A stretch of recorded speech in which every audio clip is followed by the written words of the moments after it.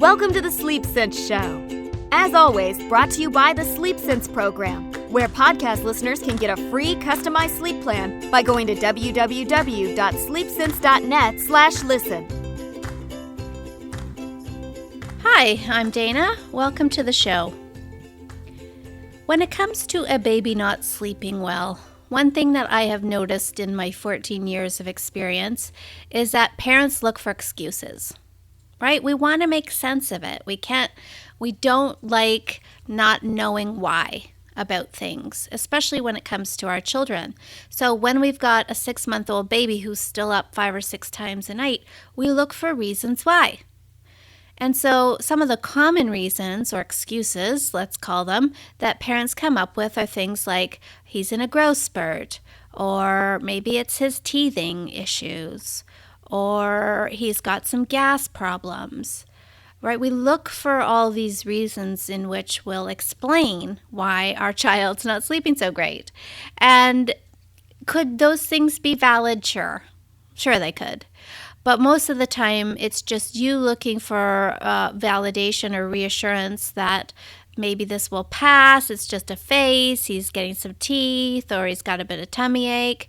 That's you kind of appeasing yourself or soothing yourself with little lies in order to make yourself feel a little bit better. And I totally get it. If you've been sleeping poorly for the last 8 months straight, you're probably telling yourself just about anything to make it through a day. And you're holding out hope that once this teething passes, or once this growth spurt passes, or once this developmental milestone goes away, that somehow this child's going to start sleeping well. Well, I'm going to talk to you today about when it's a good time to start. And by start, I mean using the Sleep Sense program and teaching your child to sleep well. And I'll highlight some of the good reasons why you shouldn't start and debunk some of the reasons why people don't start and they should be. All right, so one of the common things that I hear in this business is that I'm not sure it's a good time to start the program because my child is teething. That is huge. That's probably the number one excuse or reason why people are stalling or waiting to stop the program. And I'll often say to them, well, then, come back when the child's 2. Like, teething is something that's going to come and go and come and go for the next 2 years of your life and the child's life, that if you're waiting for this magical time when teeth are not an issue, then yeah, you're going to be waiting until probably 2.5 before all of those teeth are in. And in my opinion, that's 2.5 years of anguish and bad sleep that no one deserves, right? Not even the child deserves to have 2 years of poor sleep. So I would say put the teething excuse or reason to bed.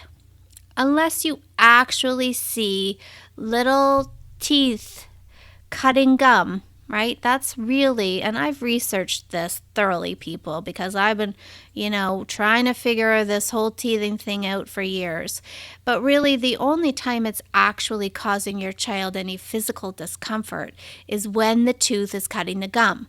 And that takes a couple of days, and then the pain should subside. So if you see teeth cutting gum, then yes, wait a couple of days. Absolutely. Let's not add to the already stressful event of going through a little bit of discomfort or pain. Once that's through, then go ahead and start. If your child's just drooling or chewing on things, that's just what babies do, people, right? They stick things in their mouth and they drool. It's got nothing to do with teething. It's not causing them any pain. Even if they're chewing on everything they can get their fingers on, that is what babies do. And so let's go ahead and start if that's the case. Another reason why a lot of people wait or stall or put it off is because their child's not eating well. Now, this would be our older babies. Let's say our 10-month-olds, our 1-year-olds, our 15-month-olds, kind of pushing into the toddler realm. And once they hit 1 year of age, that they should be eating the majority of their calories from solid foods. And milk or formula or breast milk becomes a beverage, an accompaniment. And that can be a hard transition for some kids. It's easier to down an 8-ounce glass of milk than it is to sit and eat a meal. And a lot of kids would prefer the easier road, and they're drinking most of their calories instead of eating them. And that causes parents worry. And they think, well, she's not eating that great during the day, so I'm going to continue to give this middle of the night bottle, or I'm going to continue to breastfeed all throughout the night because she doesn't eat well. And I'm here to tell you that you've got to flip it, right? This is a catch-22 that you're in. She's not eating well, so you're feeding her in the night. Well, guess what? She's never going to eat well if you keep feeding her in the night. So by ending the nighttime calories, you will find within the next few days, it doesn't always show up exactly the next day, but in the next few days, you will see your child consuming more calories throughout the day because they're not getting those calories at night anymore. Now, I want to be clear here. I'm talking about older babies. I'm talking about the 11 to 18-month age range. I'm not talking about newborns in any way, shape, or form. I hope that's clear. But for those older babies, if that's your issue, then go ahead and start. Let's get this child sleeping well. Let's get her not eating calories in the night and consuming more throughout the day. And making sure that every 2 hours throughout your day, you're offering some sort of solid food scenario with an accompaniment of breast milk formula or regular cow's milk.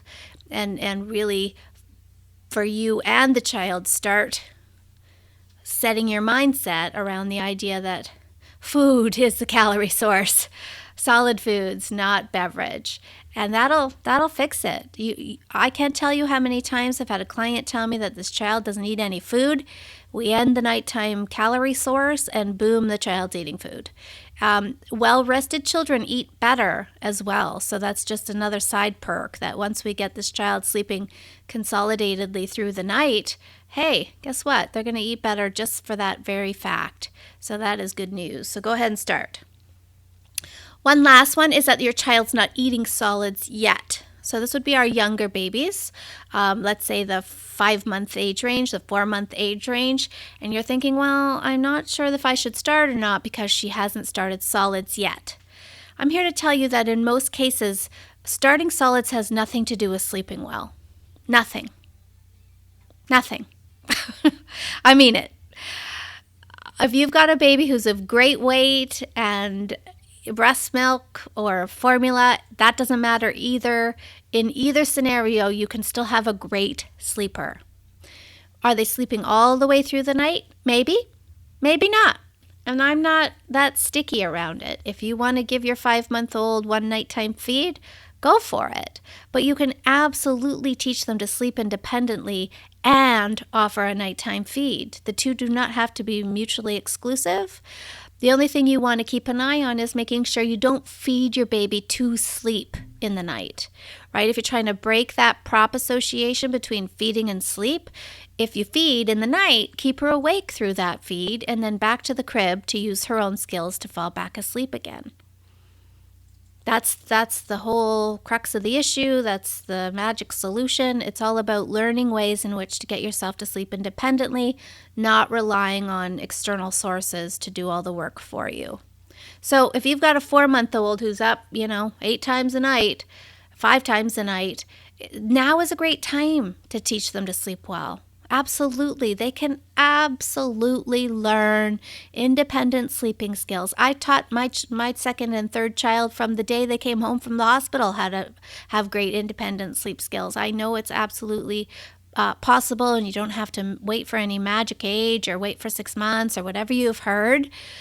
You can absolutely do this at any age. Now, there's some differences in how you do it, which I would encourage you to pick up a copy of the Sleep Sense program and find the age of your child in the book and follow the method that's outlined there. We do things different if we're talking about the littler babies, the younger babies for sure. But still, we can absolutely help them learn to sleep well and independently. So when might you not want to start the program? There are a few, I've got 3 of them, that I would caution around waiting. One is sickness. Okay, so let's say you picked up a copy, you're ready to start Friday night, and Friday during the day you notice she's running a fever or she's got the sniffles or a bit of a cough going on. Not a great time to start, right? She's already sick.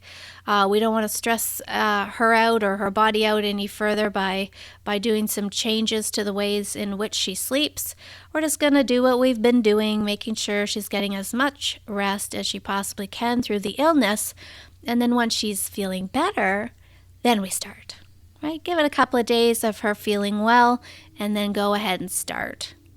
If you start the program and in the middle of it your child gets sick, it really depends on what kind of sickness we're talking about here. If it's just a cold, I would say keep going, right? Do your best to keep going. You might need to go in a little more often. You might need to forgo any kind of waiting period and just go in and offer some comfort. You can even pick the child up. I've got no problems with that whatsoever. Give her a little hug, wipe her nose, then put her back into her crib to try to fall asleep without her sleep prop. I think that's better than abandoning the plan completely and starting from scratch once she's well. Now, if she's very ill, but she's running a high fever or she's got pneumonia or something serious is going on, then absolutely stop. And you can just pick this up once she's feeling well again. The third and final reason why you might want to think about holding off on starting the program would be if you're about to move in the next week or two. And that's really just if we're talking about the toddler range. So I'm going to say, I'm being lenient here, but let's say 18 months and up.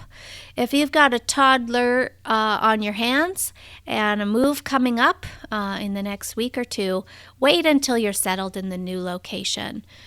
For toddlers, any kind of environmental change can throw them off, right? They tend to be very black and white thinkers, and a change in home, a change in their room, that can be a bit upsetting for the toddler. So give it a week or two. Wait till the dust settles and you're in your new home and they're getting the hang of where everything is and getting more comfortable with the space, and then go ahead and start. If you've got younger babies, and I'm thinking sort of let's say under the age of 1, and you've got to move in the next couple of weeks, I would say go for it. You need to ask yourself, moving is one of the most stressful things that people do in life. It's on like the top 5 most stressful things you can do.